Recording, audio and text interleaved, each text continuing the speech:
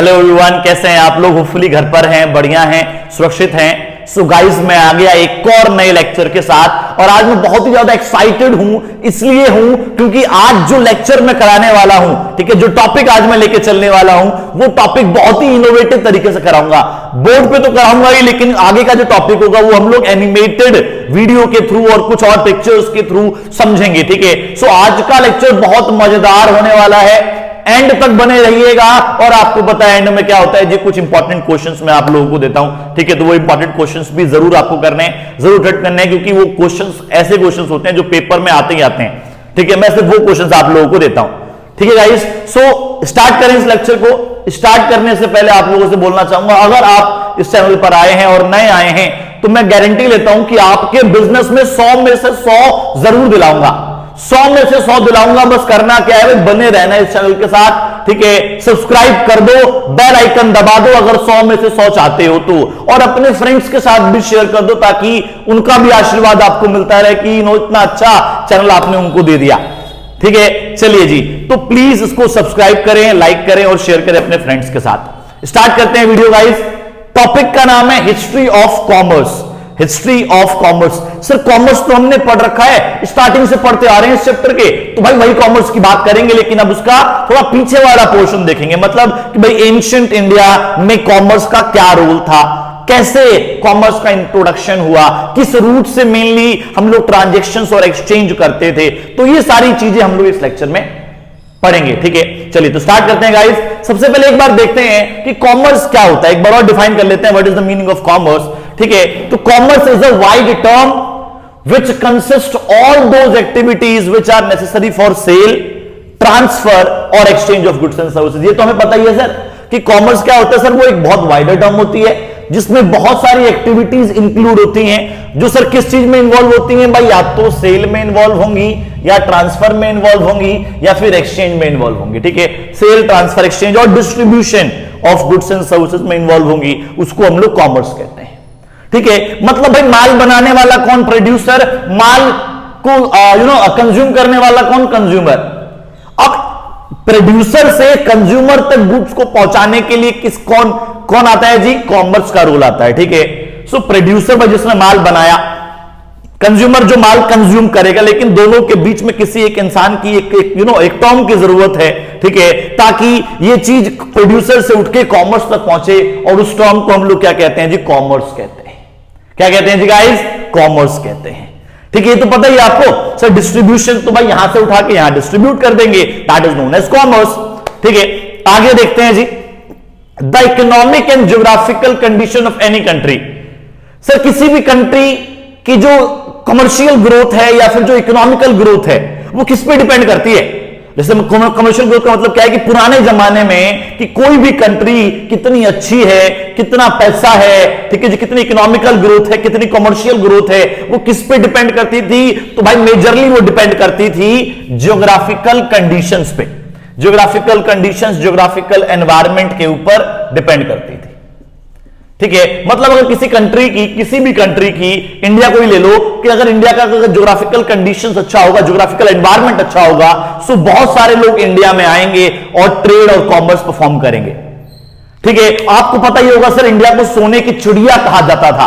वो क्यों कहा जाता था, क्योंकि सर इंडिया की जो ज्योग्राफिकल एनवायरनमेंट था, जो इंडिया का ज्योग्राफिकल कंडीशन था, बहुत ही अच्छा था। इसलिए पूरा वर्ल्ड जो है वो इंडिया के साथ ट्रेड एंड कॉमर्स में इन्वॉल्व होना चाहता था। आपको पता होगा बहुत सारे अलग अलग, हिस्ट्री में पढ़ रखा होगा आप लोगों ने, बहुत सारे अलग अलग कंट्री के लोग आए, इन्होंने इंडिया के साथ ट्रेड करने के बारे में सोचा, किया, ठीक है जी। और कहीं लाजमी भी है क्योंकि सबसे बेस्ट रूट जो है वो इंडिया के पास था, सबसे बेस्ट ज्योग्राफिकल कंडीशन जो थी एंशिएंट टाइम में वो इंडिया की थी, ठीक है। देखते हैं जी कैसे। India geographical conditions was great and contributed to its dominance in trade and commerce. जो इंडिया की जो ज्योग्राफिकल कंडीशंस थी वो बहुत ही ऑसम थी, बहुत ही ट्रिमेंडस थी, ठीक है। अब वो कैसे थी अभी हम देखेंगे एनिमेटेड वीडियो के थ्रू। एक लोकेशन दिखाऊंगा मैं आपको कि कैसे कैसे, सर आप कैसे कह रहे हो कि अच्छी थी, ठीक है। कौन कौन सी कंट्रीज से वो डायरेक्टली लिंक होता था उनका जो कमर्शियल ट्रेड जो है, जो भी है, ठीक है। So India's geographical conditions was great, India की ज्योग्राफिकल कंडीशन बहुत ही अच्छी थी and contributed to its dominance in trade and commerce. इसकी वजह से इंडिया का राज था, सोने की चिड़िया कहा जाता था इंडिया को, ठीक है जी, ट्रेड एंड कॉमर्स के फील्ड में। सर ये ज्योग्राफिकल कंडीशंस कैसी थी एक बार मैं देखना चाहता हूं, तो भाई मैं दिखाना भी चाहता हूं आप लोगों को कि कैसी थी, किस रूट से मेनली ट्रेड एंड कॉमर्स किया जाता था पूरे वर्ल्ड के साथ, ठीक है।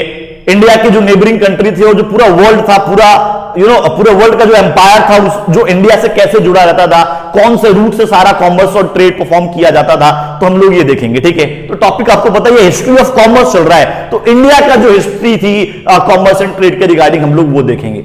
अभी सबसे पहले बस ये बताओ कि क्या ये क्लियर है कि कॉमर्स क्या होता है और इंडिया को कॉमर्स में सबसे ज्यादा महारत हासिल क्यों थी? तो दो बातें बताई मैंने, सर कॉमर्स क्या होता है और why India has dominance in the commerce and trade, because of its geographical conditions, geographical environment, right, ठीक है। तो सोने की चिड़िया का आज हम लोग रीजन देखेंगे कि क्यों सोने की चिड़िया थी, ठीक है गाइस। तो बने रहिएगा एंड तक मेरे साथ, क्योंकि अब मैं स्टार्ट कर रहा हूं एनिमेटेड, थोड़ा सा आज एनिमेटेड तरीके से पढ़ाऊंगा ताकि आपके माइंड में एक इमेज बना सकूं, एक आप पिक्चोरियल तरीके से पढ़ सकूं कि एक्चुअल में उस टाइम पे होता क्या था, ठीक है जी। चलिए जी, तो स्टार्ट करते हैं। यस गाइस, जैसा कि मैं आप लोगों को बता रहा था कि इंडिया का जो ज्योग्राफिकल कंडीशंस थी, इंडिया का जो ज्योग्राफिकल रूट्स थे, वो काफ़ी इंपॉर्टेंट रोल प्ले कर रहे थे इंडिया के कॉमर्स एंड ट्रेड के डेवलपमेंट में, इनके डोमिनेंस में, ठीक है। सो आप लोग देख सकते हैं जो ये रेड लाइन शो हो रही है, ठीक है, जो चाइना, इंडिया, पर्शिया, ठीक है, यूरोप, इजिप्ट एंड सोमालिया की तरफ जा रही है। सो बेसिकली इस रूट को हम लोग सिल्क रूट के नाम से जानते हैं, ठीक है। सर सिल्क रूट क्यों? क्योंकि जो बेसिकली चाइना जो सिल्क प्रोड्यूस करता था वर्ल्ड क्लास, वो चाइना से होते हुए इंडिया, पर्शिया, अरेबिया, ठीक है, और फिर यूरोप एंड इजिप्ट की तरफ वो जाया करता था, ठीक है। तो इस रूट की वजह से इंडिया जो है, अगर आप देखें तो बिल्कुल बीचम बीच पड़ रहा है और उसकी वजह से काफी इंडिया को कॉमर्स एंड ट्रेड में सपोर्ट मिल रहा था, ठीक है। A network of routes merging into the Silk Route helped India to establish trade relations with the neighboring empires of Asia and the world. ठीक है, तो बहुत ज़्यादा सपोर्ट मिल रहा था इंडिया को इस रूट के थ्रू, ठीक है। बेसिकली ये चाइना जो है मेजर ट्रांसपोर्ट मतलब कॉमर्स एंड ट्रेड इससे करता था, लेकिन इंडिया के आसपास से ही गुजरता था, इससे इंडिया के लिए भी बहुत ही हेल्पफुल था। आपको पता होगा इंडिया को सोने की चिड़िया क्यों कहा जाता है, ठीक है। सो उसका मेजर रीजन ये भी था कि इंडिया का जो ट्रेड था वो काफ़ी अच्छा रूट के थ्रू होता था, ठीक है। सो सिल्क रूट की बात कर लेते हैं guys. Silk route was an ancient network of trade routes that connected the east and west. This is called Silk Route because the world class silk of China distributed to the world through this route. ठीक है, तो जो world class जो silk था China का, वो इसी root से पूरे वर्ल्ड में डिस्ट्रीब्यूट किया जाता था, इसलिए हम इसको सिल्क रूट के नाम से भी जानते हैं, ठीक है। तो ये काफ़ी पॉपुलर रूट था और बहुत सारे एंशिएंट जो हमारे कॉमर्स एंड ट्रेडर्स होते थे वो इस रूट का काफ़ी बड़े लेवल पर यूज़ करते थे, ठीक है, डिस्ट्रीब्यूट करने के लिए पूरे वर्ल्ड में अपने सिल्क को। तो आप देख सकते हैं कि जो ये ब्लू वाली लाइन है, जो ब्लू वाली जो बॉटम में आप देख लेंगे, ठीक है, जो ये ब्लू वाला जो पूरा रूट है इसको हम लोग मैरीटाइम रूट बोलते थे, ठीक है, क्योंकि ये पानी ईस्ट से वेस्ट को पानी के रास्ते से जोड़ता है, ठीक है। और इस रूट के थ्रू जो है पूरे वर्ल्ड में इंडिया जो है, इंडिया अपने स्पाइसेस जो है, मसाले डिस्ट्रीब्यूट करता था, ट्रेड करता था, ठीक है। सो ये गाइस आप देख सकते हैं जो ये स्पाइसेस हैं, डिफरेंट तरह के जो स्पाइसेस हैं, इसको पूरे वर्ल्ड में डिस्ट्रीब्यूट करता था कौन? India, with the help of these maritime routes. Yes, on the other hand, the maritime route linked the east and west by sea, which was used for the trade of spices and known as spice route. ठीक है, तो जैसा कि आप लोगों ने देखा कि बॉटम में एक मैरीटाइम रूट था जो ईस्ट से वेस्ट को जोड़ता था सी के माध्यम से, ठीक है जी, जिसको स्पाइसेस को के ट्रेड के लिए यूज किया जाता था, इसलिए उस रूट को हम लोग स्पाइस रूट भी कहते थे और मैरीटाइम रूट भी कहते थे, ठीक है। तो कुछ इस तरीके का आप देख सकते हैं गाइस कि जो ये पैटर्न चल रहा है पूरा, ठीक है, ट्रेड का, तो कुछ इस तरीके से होता था।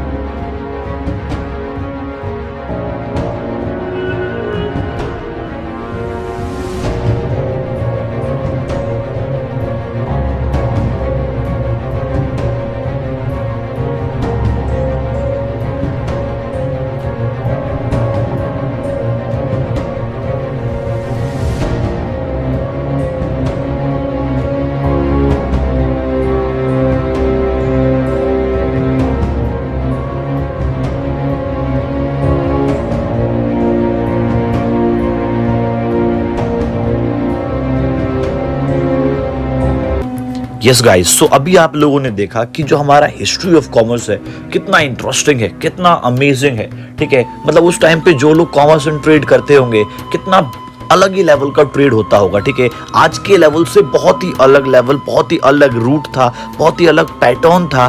ठीक है, जो ट्रेड एंड कॉमर्स को करने का। मैं आपको अब कुछ और इंटरेस्टिंग फैक्ट्स के बारे में बताता हूँ। Archaeological evidences have shown that trade and commerce were the mainstay of ancient Indian economy carried out by water land। जैसे कि हमने देखा कि वाटर एंड लैंड के थ्रू, ठीक है, सिल्क रूट और स्पाइस रूट के थ्रू हम लोगों ने कैसे पूरे वर्ल्ड में राज किया हुआ था। ठीक है, अब आप लोग देख सकते हैं कुछ जो ये साइट्स है, जैसे कि आप देख सकते हैं हड़प्पा है, मोहनजोदारो है, लोथल है।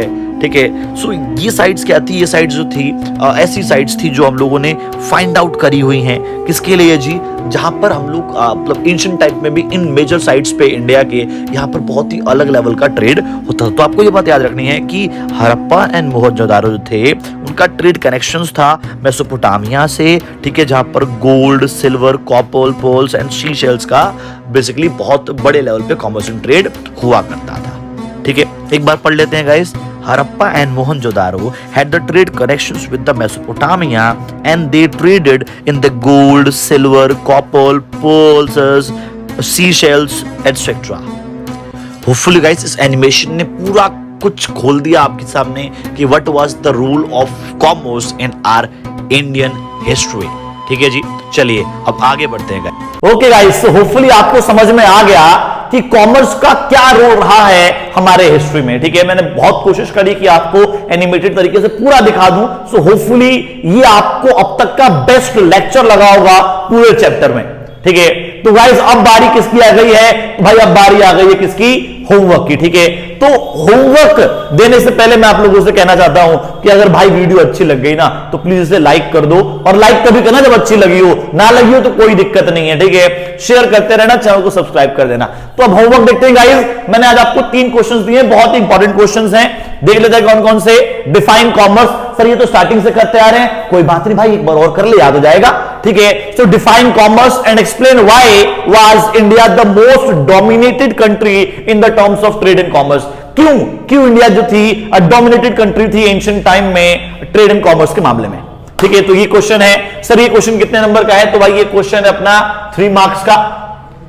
3 मार्क्स का क्वेश्चन है। उसके बाद आते हैं एक्सप्लेन द फॉलोइंग, ये दोनों आपको एक्सप्लेन करने हैं। ये क्वेश्चन मैंने 4 मार्क्स का दिया है। ठीक है, सर क्या है? सिल्क रूट को एक्सप्लेन करना है और स्पाइस रूट को एक्सप्लेन करना है। ठीक है, मैंने एनिमेटेड वीडियो में आपको दिखाया था सिल्क रूट कौन सा है। सर उसमें क्या एक्सप्लेन करें भाई? सिल्क रूट क्या है, उसको क्यों सिल्क रूट कहते हैं, ठीक है, और कौन कौन सी कंट्री से किस रूट से वो निकल के आता है, ये बता दीजिएगा। सेम स्पाइस रूट का कर देना। ठीक है, चलिए आगे बढ़ते हैं। क्वेश्चन नंबर 3 पे आते हैं। What were the 2 archaeological sites where we found the major evidences of commerce and trade? India के अंदर कौन सी 2 आर्कियोलॉजिकल साइट्स थी जहां पर हमें बहुत सारे एविडेंसेस मिले? ठीक है जी, वो भी एक बहुत अच्छे लेवल पर ट्रेड एंड कॉमर्स, बहुत ही ग्रेट लेवल पर ट्रेड एंड कॉमर्स को करने के कौन से साइट्स पर हमें एविडेंसेस मिले, एक ये करना है आपको। ठीक है, तो ये 3 क्वेश्चन है। ये वाला क्वेश्चन मैं जो दे रहा हूं आपको ये 3 मार्क्स का क्वेश्चन है, इसको अच्छे से कर लीजिएगा। ठीक है, ज्यादा कुछ नहीं आता इस टॉपिक में से क्योंकि नया नया आया है, लेकिन फिर भी मैंने जो पॉसिबल क्वेश्चंस थे वो आपके सामने रख दिए। ठीक है जी, तो होपफुली ये लेक्चर आपको अच्छा लगा। ठीक है, प्लीज इसको शेयर कमेंट करते रहो। ठीक है, ऐसे ही मैं वीडियोस लेके आता रहूंगा आप लोगों के लिए। बहुत ही जल्द मिलते हैं गाइस एक और नए लेक्चर के साथ, जिसमें हम लोग हिस्ट्री ऑफ कॉमर्स में के अंदर जो इंडिजीनियस बैंकिंग सिस्टम है, जो हमारा स्वदेशी बैंकिंग सिस्टम था उस टाइम पे, उसके बारे में जानेंगे। ठीक है जी, तो मिलते हैं बहुत ही जल्द गाइस आप लोगों के साथ। तब तक के लिए घर पर रहिए, अब पढ़ाई करते रहिए, अपने परिवार वालों का ख्याल रखो। ठीक है, पानी इकट्ठा मत होने दो क्योंकि डेंगू चिकनगुनिया का टाइम आ चुका है। सो कोरोना की मार अभी गई नहीं है, डेंगू चिकनगुनिया स्टार्ट हो गया है। तो प्लीज अपने परिवार वालों का ख्याल रखिए, अपना ख्याल रखिए। ठीक है जी, और पढ़ते रहिए ऐसे ही। मिलते हैं बहुत ही जल्द। Bye bye.